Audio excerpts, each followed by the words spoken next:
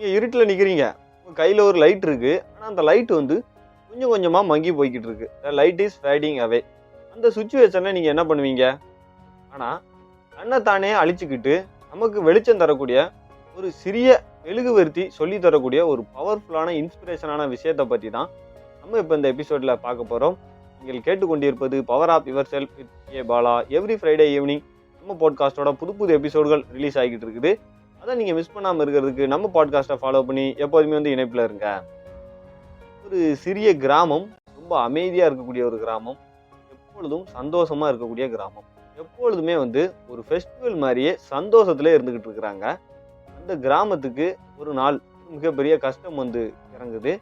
அந்த கிராமத்துக்கு பக்கத்தில் இருக்கக்கூடிய ஒரு ஊர்ல இருந்து மிகப்பெரிய புயல் காற்று ஒன்று இந்த கிராமத்தை நோக்கி வருது. புயல், இடி, மின்னல், மழையுடன் மிகப்பெரிய புயலோட காற்று அடிச்சு வந்துகிட்டு இருக்குது.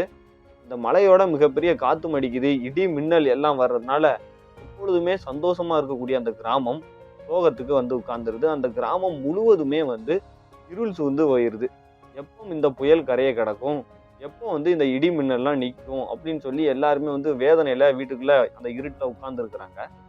இந்த கிராமத்துல இருக்கக்கூடிய ஒரு சிறிய வீட்டுல ஒரு பையன் அழுது கொண்டு இருக்கக்கூடிய தன்னோட தம்பியோட அழுகையை நிறுத்துறதுக்கு ஏதாவது கிடைக்குமா அப்படின்னு சொல்லி அந்த இருட்டில் அவங்களோட வீட்டில் தேடிக்கிட்டு இருக்கிறான். அப்போ அவனோட டிராயர்ல இருந்து ஒரு பழைய ஒரு அழுக்கான ஒரு மெழுகுவர்த்தி ஒன்று அவனுக்கு கிடைக்குது. ஒரு கேண்டில் ஒன்று கிடைக்குது. அதை லைட்டாக பண்ணுறான். அந்த மெழுகுவர்த்தியை வந்து பொருத்துறான். அந்த சிறிய வெளிச்சம் அந்த இருட்டை உடனே போக வச்சு அந்த இடத்துல வெளிச்சத்தை கொடுக்குது. அதை பார்த்த உடனே அவனோட தம்பி அவனோட அழுகையை நிறுத்திட்டு அந்த ஹேண்டில், அந்த மெழுகுவர்த்தியை கையில் வாங்கிட்டு வீடு ஃபுல்லாக அங்கங்கே சுற்றிக்கிட்டு இருக்கிறான். அவன் எங்கெல்லாம் வந்து அந்த மெழுகுவர்த்தியை கொண்டு போகிறானோ அங்கெல்லாம் வந்து இருள் மறைஞ்சி வெளிச்சங்கள் வர ஆரம்பிச்சிருது. அதை பார்க்கும்போது இந்த பையனோட அம்மா சொல்கிறாங்க, பாத்தியா, இந்த ஒரு சின்ன மெழுகுவர்த்தி நம்மளுக்கு என்ன விஷயத்த ஞாபகப்படுத்துன்னு, சின்ன வெளிச்சம் இந்த இருளை போக்குறதுக்கு போதும், என்னதான் இருட்டா இருந்தாலும் ஒரு சிறிய வெளிச்சமே வந்து அந்த இருட்டை போக்கிடும் அப்படின்னு சொல்லி அவங்க அம்மா சொல்றாங்க. அந்த அம்மாவோட வார்த்தையை கேட்கும்போது அவனுக்கு ஒரு என்கரேஜ்மெண்ட் வருது. அதனால இனிதான் அந்த பையன் அவனோட தம்பிகிட்ட இருந்து அந்த மெழுகுவர்த்தியை வாங்கி அவனோட பக்கத்து வீட்டுக்காரங்கிட்ட கொண்டு போய் அவங்க வீட்டில் இருக்கக்கூடிய மெழுகுவர்த்தியை தேடுறதுக்கு உதவி பண்ணி அந்த வீட்டில் இருக்கக்கூடிய மெழுகுவர்த்தியை பொருத்தி கொடுக்குறான். இப்படி ஒவ்வொரு வீடாக போய் அங்கே இருக்கவங்களோட எல்லா மெழுகுவர்த்தியும் லைட் பண்ண வைக்கிறதுனால ஒரு நேரத்தில் இருட்டில் இருந்த அந்த கிராமம் இப்போ எல்லாரோட வீட்லேயும் ஒரு சிறிய மெழுகுவர்த்தி வெளிச்சம் வர ஆரம்பிச்சிருச்சு.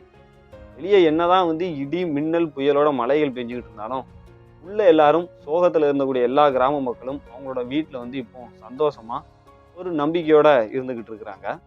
இந்த கதையில நம்ம தெரிஞ்சிக்க வேண்டிய விஷயம் என்ன அப்படின்னா, முதல்ல வந்து உங்களுக்கு வந்து ஒரு பிரச்சனை இருக்குது, இல்லை நிறைய கேள்விகள் இருக்குது அப்படின்னா எல்லாத்தையுமே வந்து ஒரே நேரத்தில் நீங்கள் சால்வ் பண்ணணும் அப்படின்னு கிடையாது. நீங்கள் அதுக்காக ஒரே ஒரு சின்ன விஷயம், ஒரு சின்ன ஸ்டார்ட் அப், எப்படி அந்த பையன் வந்து வீட்டில் இருந்து ஒரு சிறிய மெழுகுவர்த்தி எடுத்து பொறுத்தனாலும் அதே மாதிரி நீங்கள் ஏதாவது ஒரு சின்ன விஷயம், ஒரு சின்ன ஸ்டெப், இல்லை ஒரு சின்ன விஷயத்த நீங்கள் ஆரம்பிக்கணும். ரெண்டாவது நீங்கள் தெரிஞ்சிக்க வேண்டிய விஷயம் என்ன அப்படின்னா, எவ்வளோ இருட்டாக இருந்தாலும் சரி உங்கள் வாழ்க்கை, அதில் வெளிச்சம் வர்றதுக்கு ஒரு சின்ன ஹோப், ஒரு சின்ன ஒரு மெழுகுவர்த்தி ஒரு மிகப்பெரிய வெளிச்சத்தை வந்து கொடுக்குற மாதிரி ஒரு சின்ன ஹோப் தான் உங்களோட வாழ்க்கையில் வந்து ஒரு மிகப்பெரிய வாழ்க்கையை மாற்றி கொடுக்கும். ஒரு சின்ன விஷயம், நீங்கள் செய்யக்கூடிய ஏதாவது ஒரு சின்ன விஷயம்தான் உங்களோட வாழ்க்கையில் ஒரு மிகப்பெரிய நம்பிக்கையை கொடுக்கும். உங்களோட வாழ்க்கையை வந்து நீங்கள் அடுத்த நிலைமைக்கு கொண்டு போகும்.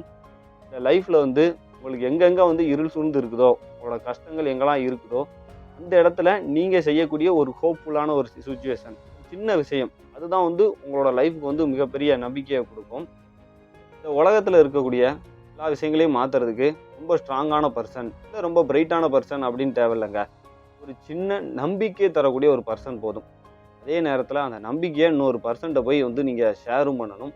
நீங்கள் ஒரு சின்ன விஷயம் பண்ணுறீங்க, அந்த விஷயம் வந்து உங்களுக்கும் நல்லது கொடுக்குது, அடுத்தவங்களுக்கும் நல்லது கொடுக்குதுன்னு வைங்களேன், அந்த விஷயந்தான் ஹோப்ஃபுல்லான ஒரு சுச்சுவேஷன். ஒரு சிறிய மெழுகுவர்த்தி தன்னைத்தானே அழிச்சிக்கிட்டு நமக்கு வந்து வெளிச்சம் கொடுக்கறது மாதிரி நீங்கள் வந்து எப்போதுமே வந்து மற்றவங்களுக்கும் ஒரு ஹோப்ஃபுல்லாக இருக்கணும். ஸோ உங்களுக்காக நான் கொடுக்கக்கூடிய சேலஞ்ச் என்ன அப்படின்னா வந்து, நெக்ஸ்ட் டைம் யாரையாவது வந்து ஒரு கஷ்டமாக இருக்கக்கூடிய சூழ்நிலையில் பார்க்குறீங்க, மேபி பயந்துக்கிட்டு இருக்காங்க, இல்லை கஷ்டத்தில் இருக்கிறாங்க, இல்லை ஏதாவது டவுட்டில் இருக்கிறாங்க அப்படின்னா நீங்கள் அவங்களுக்கு ஒரு வெளிச்சமாக இருங்க. நீங்கள் ஒரு கேண்டிலாக இருங்க. எப்படின்னா, நீங்கள் கொடுக்கக்கூடிய ஒரு சின்ன வார்த்தை, இல்லை நீங்கள் கொடுக்கக்கூடிய ஒரு சிறிய உதவி, இல்லை நீங்கள் அவங்கள வந்து கேர் பண்ணுறீங்கக்கூடிய ஒரு சின்ன விஷயம், நீங்கள் செய்யக்கூடிய அந்த ஒரு சின்ன விஷயம் அவங்களுக்கு ஒரு மிகப்பெரிய நம்பிக்கையை கொடுக்கும். நீங்கள் உங்களோட ஒரு 10 நிமிஷத்தை அவங்களோட ஸ்பெண்ட் பண்ணி பார்த்தீங்க அப்படின்னா அது அவங்களுக்கு நம்பிக்கை கொடுக்கும். ஸோ ஒரு பர்சனோட நம்பிக்கைக்கு நீங்கள் உறுதுணையாக இருங்க. ஒரு பர்சனோட ஒரு மெழுகுவர்த்தியாக நீங்கள், அதாவது ஒரு கேண்டில் மாதிரி நீங்கள் அவங்களுக்கு இருங்க.